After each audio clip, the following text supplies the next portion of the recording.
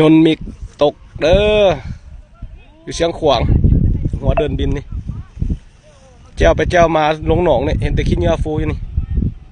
ใหม่ๆสดๆเลยนี่นะหากระลงประมาณ10 นาทีผ่านมานี่เดินบินหัวเดินบินเชียงขวางยนต์ลงหนองยนต์มิกยนต์สุรบฮะบน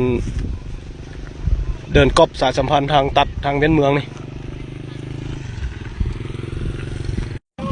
สดฮ้อนๆเลยยนต์มิกตกเดี๋ยวเชียงขวางคนกำลังมาเบิ่งอยู่ก็10 นาทีผ่านมาเนี่ยตกลงหนองนะ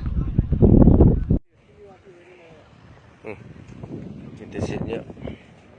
ลิฟลงในหนองนี่เลยยังไม่เห็นลิฟมับ